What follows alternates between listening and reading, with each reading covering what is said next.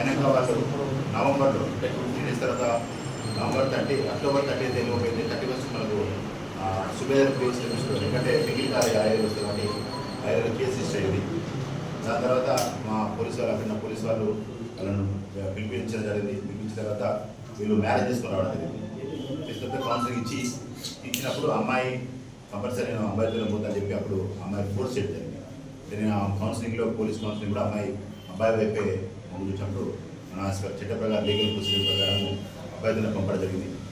అమ్మాయి 2 months కూడా హైదరాబాద్ వెళ్ళిపోయారు. వాళ్ళు అక్కడ నుంచి వాళ్ళు హైదరాబాద్లో పేరెంట్స్ అది తీసుకుంటే అయినా సరే వాళ్ళ పేరెంట్స్ హైదరాబాద్ ఉంటారు. అక్కడ పోయి ఉన్నాక 2 months ఉన్న తర్వాత ఈ ఫోన్ స్విచ్ ఆఫ్ అయిపోయింది. అంటే అమ్మాయికి వాళ్ళ పేరెంట్స్ కాంటాక్ట్ కట్టిన తర్వాత వాళ్ళ మదర్ ఏం చేసిందంటే వాళ్ళ మదర్ మా పాప మాతో మాట్లాడలేదు, ఫోన్ కొట్టలేదని చెప్పి వచ్చి సుబేదార్ కేసులో మళ్ళీ కంప్లీట్ ఇస్తే అప్పుడు నా సుబేదార్ సీఏ గారు ఏం చేసింటే చంద్రపేట ఎస్ఐ గారు చెప్పడం జరిగింది. ఈ అమ్మాయి మా ఇంతకుముందు మా డెవలప్ చేసింది, మళ్ళీ అమ్మాయి కాంటాక్ట్ అయితే మీ లిమిట్స్ కదా చూసుకోమంటే మా ఎస్ఐ గారు అప్పుడు ఆ నెంబర్ వెరిఫై చేసుకొని అంటే వాళ్ళ అబ్బాయి తన బంధువులందరూ చెక్ చేసుకొని లాస్ట్ నెంబర్ వెరిఫై చేసి కొత్త నెంబర్ తీసుకొని అబ్బాయిని పిలిపించడం జరిగింది. పిలిపించిన తర్వాత వాళ్ళు వచ్చి అమ్మాయి కౌన్సిలింగ్ ఇచ్చినప్పుడు అంటే ఎందుకు మాట్లాడలేదు, లేదు మేము మాట్లాడమని చెప్పి మళ్ళీ వాళ్ళు అమ్మాయి మాట్లాడడం ఇచ్చేసి అమ్మాయిని కూడా కౌన్సిలింగ్ ఇస్తే మళ్ళీ మదర్ కౌన్సిలింగ్ అయిపోతే లేదు నీ అబ్బాయితో వెళ్ళిపోతుందని చెప్పి కూడా అమ్మాయి సెకండ్ కూడా వెళ్ళిపోయిన తర్వాత ఆ వెళ్ళిపోయిన ప్రాసెస్లో వాళ్ళ మదర్ కూడా నేను కూడా మా పాపతోనే కూడా 2 రోజులు వస్తానని చెప్పి పోయి అక్కడ 2 days అంటే వాళ్ళ ఆర్థిక పరిస్థితి ఏంటి, వాళ్ళు ఎక్కడున్నారనేది ఆమె అబ్జర్వ్ చేశారు. ఈ దీపి వాళ్ళ మదర్ ఇంట్లో ఉన్న డిసీజ్ ఆమె అబ్జర్వ్ చేసిన తర్వాత ఇక్కడ ఆర్థిక పరిస్థితి బాగా ఇబ్బంది ఉందని చెప్పి నువ్వు కూడా మన ఇంటికాడ పండుగ ఉంది 4 అని చెప్పి పాప తీసుకున్న తర్వాత వివరించిన తర్వాత ఆ అమ్మాయి అర్థం చేసుకొని పేరెంట్స్ తినడానికి ఇష్టపడదు. ఇక్కడ ఫోన్ స్విచ్ ఆఫ్ పెట్టారు. అబ్బాయి ఫోన్ చేస్తే వీళ్ళు ఎక్కువ జరిగింది. అతను వచ్చి కూడా మన జిల్లా పోలీస్ స్టేషన్స్లో కంప్లైంట్ ఇచ్చాడు. మా వైపు మా పేరు చెప్తే అప్పుడు ఎస్ఐ గారు వాళ్ళు ప్రిన్స్ కౌన్సిలింగ్ ఇచ్చారు.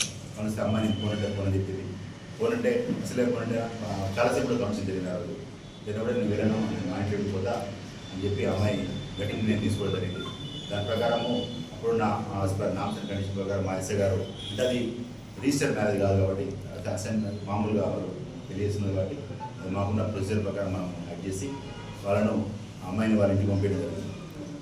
తర్వాత ఈ అబ్బాయి చాలాసార్లు కాంటాక్ట్ చేసిన ప్రయత్నించి కూడా అక్కడి నుంచి రెస్పాన్స్ అయ్యే అబ్బాయి కూడా సైలెంట్ అయింది. మళ్ళీ వాళ్ళు వచ్చి మళ్ళీ పోలీసులు కంప్లైంట్ ఇచ్చినప్పుడు ఎస్ఐ గారు అబ్బాయి పిలిపించి ఇంకోసారి ఫోన్ చేస్తే బాగుంటుంది అని చెప్పి మనము వచ్చిన తర్వాత అబ్బాయి కంటాక్ట్ కొంతకాలం కంటాక్ట్ అయిన తర్వాత మళ్ళీ అబ్బాయి హైదరాబాద్ వచ్చేసి ఈ వాళ్ళ మామ అంటే వాళ్ళ తాతయ్య ఇంట్లో వాళ్ళ మదర్ తరఫు ఇంట్లో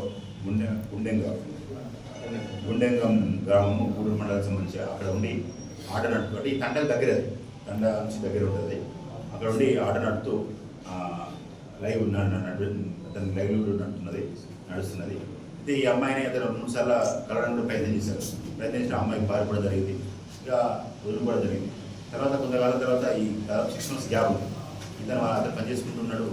వాళ్ళు కూడా ఎలాంటి లేదు అంటే వదిలిపెట్టే కాన్సెప్ట్ తోటి మా పాప వేరే సంబంధం చూసుకుంటారని చెప్పేసి వాళ్ళు కూడా వేరే సంబంధం చూసిన సమాచారం ఇతనికి తెలిసింది.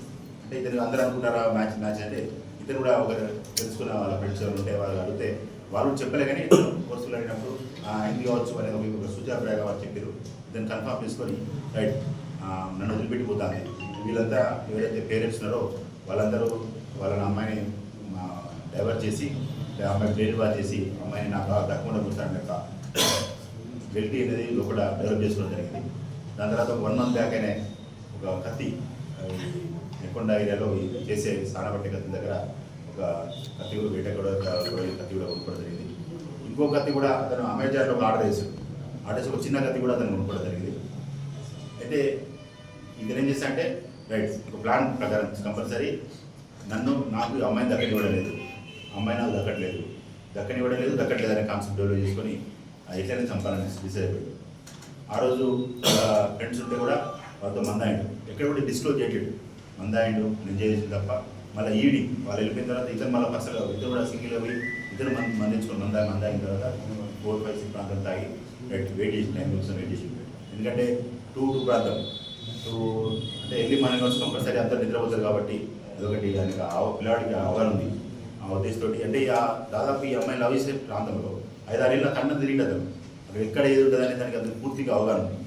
అక్కడ ప్రతి ప్లేస్ మీద ప్రతి జియోగ్రఫీగా కూడా అతనికి మొత్తం అవగాహన ఉంది. వాళ్ళు ఎలా ఉంటారు, ఎప్పుడు పడుకుంటారు, ఎప్పుడు వేస్తారో కూడా దానికి పూర్తి దాని మీద సమాచారం ఉంది.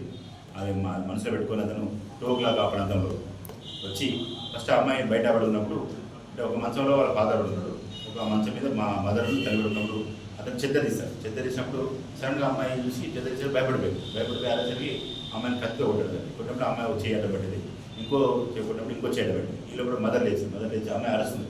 మదర్ లేచి ఆమెను కూడా ఎందుకంటే వీళ్ళే ఎదురు చేశారు, వీళ్ళే నాకు ఎదురు చేశారు అని చెప్పి అతను ఒక లోపల ఎదురొచ్చిన మదర్ని, తర్వాత ఫాదర్ లేచారు, ఫాదర్ని అందరినీ విచ్చిచ్చిన రైతులను కూడా కూడా తీసుకొని కొట్టడం జరిగింది. కొట్టినప్పుడు అక్కడ మదర్ అక్కడ స్పాట్ జరిగిపోయింది.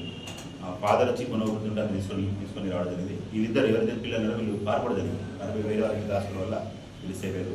ఏదైతే వీళ్ళ తమ్ముడు మదన్ లాల్ పిల్లవాడిని వాళ్ళు కొట్టినప్పుడు అది లైట్గా ఎస్కేప్ అయింది, లేకపోతే అతను కూడా సీరియస్ ఇంజరీ అయ్యేది. అది ఎస్కేప్ కావడం వల్ల అది ఆడికి తగిలి ఆగిపోయింది.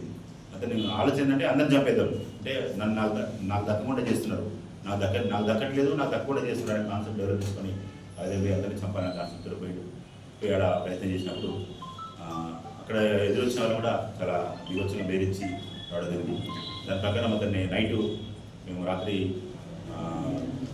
పింగిల్ జంక్షన్ దగ్గర కూడా కస్టడీ తీసుకోవడం జరిగింది. అతను కూడా ఇంటర్వ్యూ చేసినప్పుడు ఇవే రివీల్ చేశారు, ఇవన్నీ కూడా రివీల్ చేయడం జరిగింది.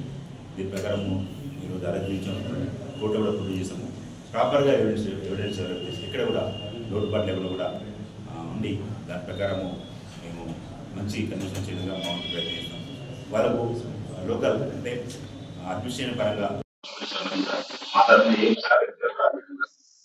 మంచి కండిషన్ చేయడంగా మాకు ఇందులో మా ఏసీ గారు కానీ, మా ఎక్కడ సీఏ గారు కానీ, చంద్రబాబు ఎస్ఏ గారు కానీ, అక్కడ ఎస్ఏ గారు కానీ, ఉగ్గోలు సీఏ గారు కానీ మొత్తం స్టాఫ్ కూడా చాలా హార్డ్ వర్క్ చేయడం జరిగింది.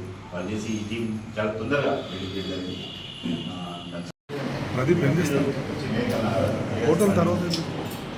ఇక్కడ నుంచి బాణోద్యమిగా ప్రధాన చెందిన అమ్మాయిని దాదాపు అమ్మాయి 9th క్లాస్ కాబట్టి కూడా అమ్మాయి వెళ్ళబోతున్నాడు. తర్వాత అమ్మాయిలు కూడా ఫ్రెండ్స్ ఒకవేళ అదే డౌట్ క్లియర్ చేసి దానికి సంబంధించి ఒకవేళ వెరిఫై చేసుకుంటాము. బట్ అటెంప్ట్ చేశాడు, కానీ పెయిన్ పక్కవాడికి తగినంత పెయిన్ వాడిని తగలదు. ఇప్పుడు అతను విచ్చేసిన రైతంగా చేసినప్పుడు ఆ విచ్చేసిన రైతంలో పక్కవాడికి ఎంత బలంగా తగిలిందని అంత బలంగా ఎంత తగిలిస్తాడు, అంటే చేతి మీద ఇట్లా కాట్లేదు పట్టుకో చంద్రబాబుపేటలో విడాకులు అయినాయని అంటున్నారు. నాగరాజు మన అటెంప్ట్ చేసిన తర్వాత